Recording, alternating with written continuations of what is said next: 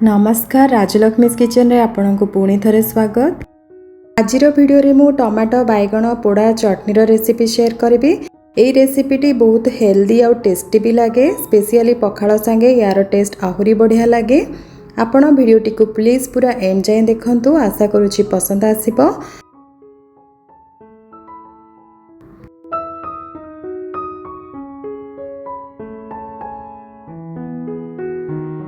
एई चटनी recipe बनेबा पई मु एठी दुईटा बड़ साइज रो बैगण को भलरे धोईकी पुछि नेछि।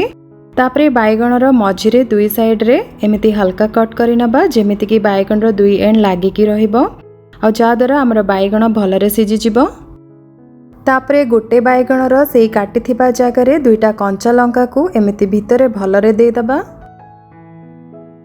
आ गोटे बैगण रो दुई साइड रे 8 रु 10 टा रसुण कुला को एमिति देई दबा। 4टा मीडियम साइज रो टमाटो को गोटे काठी रे एमिति लगेगी नेछि, जा द्वारा टमाटो को मते उल्टेबारे सहज हबो। जदि काठी नै ताहले डायरेक्ट भी नै पारिबे। आ गोटे मीडियम साइज रो पियाज नेछि, ताकू भी एमिति काठी रे लगेई नेछि। बैगण और टमाटो रे ऑयल ब्रश यूज करिकि चारिपटु भलरे तेल लगेई नबा। एबे हमर टमाटो बैगण पियाज सब पोड़ीबा पई रेडी ही जाईछि। गैस उपरे गोटे जाली को रखिकी ता उपरे टमाटो बैगण पियाज को रखिदबा। गैस रो फ्लेम को मीडियम टू हाई हीट रे रखिकी ए सब को उल्टा उल्टी करके चारिपटु भल से पोड़ीबा। देखंतु बैगण पियाज टमाटो सब भल से पोड़ी ही गलानी। एबे गैस ऑफ करके किछि टाइम ठंडा हबा पई छाडी दबा। टिके ठंडा हे जिबा परे बैगण भितरे रखिथिबा कंचा लंका रसुण सब काढी नबा आ बैगण रो पोड़ा लेयर को काढिकी सफा करि नबा। पियाज और टमाटर भी पोड़ा लेयर को काढ़ी सफा करके गोटे प्लेट रे रखिदबा।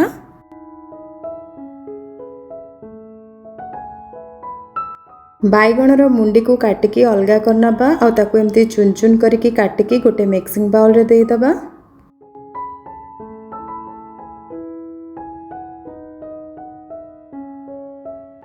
टमाटो को भी एमती छोट पीस रे काटिकी मिक्सिंग बाउल रे देई दबा।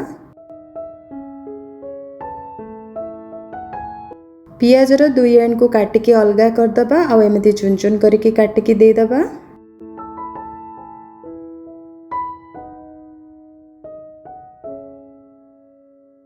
कंचा लंका रसुण को भी एमिति काटी नबा। तापरे सेथरे आवश्यक अनुसार लूण दे दबा। ता संगे किछि फ्रेश कटा धनिया पत्र और अधा लेंबू रो जूस को एमिति दे दबा। तापरे सबू को हाथ रे नहले स्पून यूज करिकी भल से चकटा चकटी करिकी मिक्स कर नबा। देखंतु रेडी हे गला हमर टमाटो बैगण पोड़ा चटनी। एई रेसिपीटी देखिबाकू जेते टेस्टी देह पई सेते हेल्दी भी।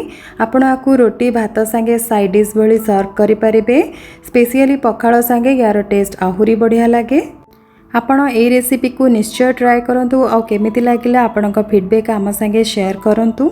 आशा करूछि वीडियोटी आपनकु भल लागिथिबो, ताहाले वीडियो रे प्लीज लाइक कमेंट एवं शेयर कर देबे। चैनल रे नुआ थिले सब्सक्राइब कर देबे आउ सब्सक्राइब करबा परे पाखरे थिबा बेल आइकन को प्रेस करबा को बिल्कुल भूलिबेनी न्यू वीडियो रो नोटिफिकेशन प्रथमे पाइबा पई।